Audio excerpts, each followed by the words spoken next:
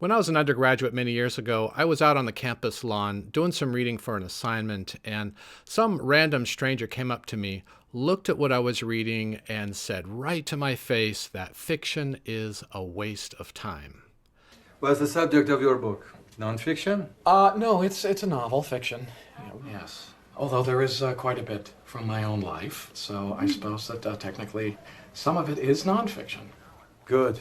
I like nonfiction. There's so much to know about this world. I think you read something somebody just invented it. Waste of time. It's an interesting perspective.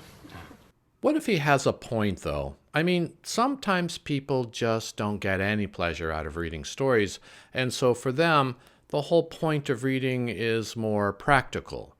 Maybe it's for self-improvement or acquiring new skills. Either way, it makes sense that they'd want to know, how is an activity that takes up so much of their time? How is that going to help them, or what are they going to get out of it? Well, we know that reading fiction helps people develop social cognitive skills like empathy. And there's some evidence that it helps develop critical thinking and analytical skills. These are pretty good reasons, but in my experience, people who don't enjoy fiction, they don't care. They're not convinced by this. And I think part of the reason is because with fiction, it's more difficult for them to see how something like empathy translates into something that they can put on their resume. Even critical thinking, it's hard for them to see how this is going to help them get a better job or earn more money. If you can't point to a skill that you've gained or some measurable outcome, then reading starts to feel indulgent. It's almost as if literature has no inherent value in and of itself. I was recently reminded that there is yet another way of thinking about this. Just a completely different perspective in questioning what literature does for us as human beings. And that perspective comes from The Bell Jar. This is the only novel that Sylvia Plath ever wrote. In this book, Plath writes about a character, Esther Greenwood. Now, Esther Greenwood is an aspiring poet, but she has a boyfriend named Buddy Willard. He's a pre-med student, and he doesn't really understand Esther's interest in poetry, and so he's very patronizing and condescending. And it's really compelling how Plath answers these questions.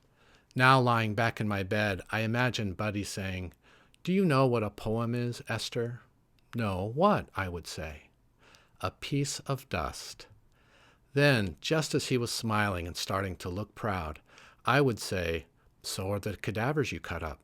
So are the people you think you're curing. They're dust as dust as dust. I reckon a good poem lasts a whole lot longer than 100 of those people put together." And of course, Buddy wouldn't have any answer to that, because what I said was true. People were made of nothing so much as dust, and I couldn't see that doctoring all that dust was a bit better than writing poems people would remember and repeat to themselves when they were unhappy or sick or couldn't sleep.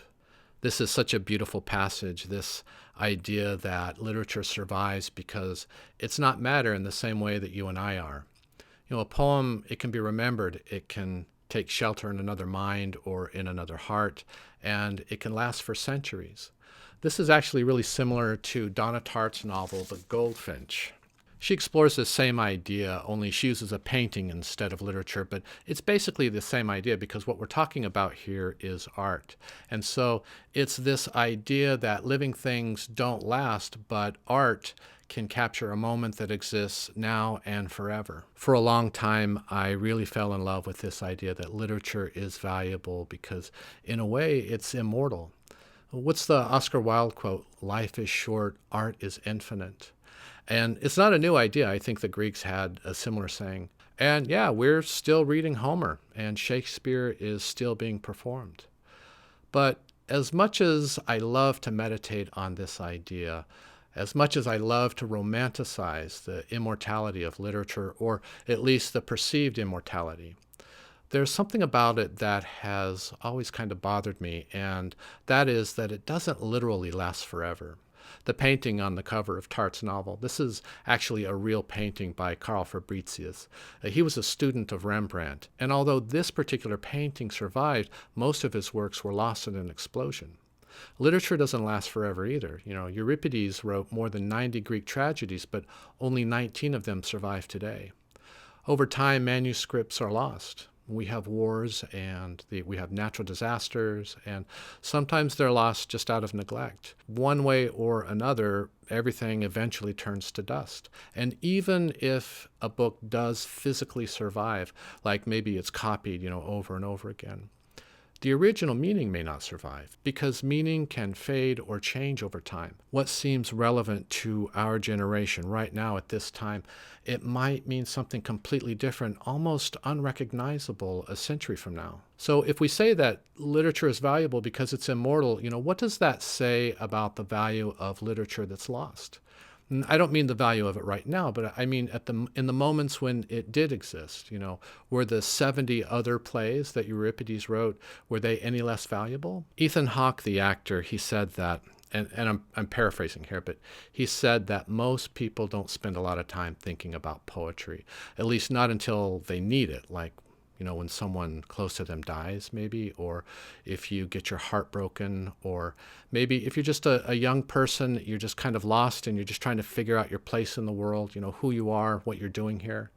These are the times in our lives when we turn to literature. Or it could be music, or it could be other forms of art.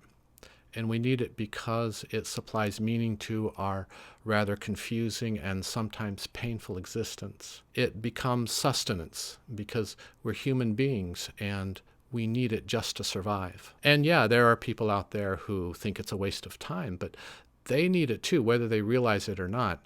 Several years ago, Noel Gallagher, singer and songwriter for Oasis, he was in the news for saying that reading fiction was a waste of time. But when he said this, a lot of people wondered, are his lyrics not some form of fiction? At the very least, are they not some form of poetry in some sense?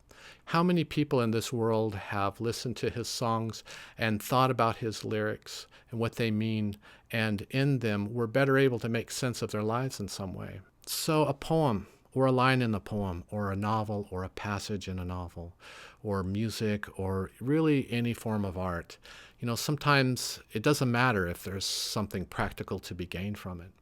And sometimes it doesn't matter how long it lasts. If it can supply someone with enough meaning to get them through a tough time in their life, or even if it helps them make sense of a really joyful time in their life, I think that's enough.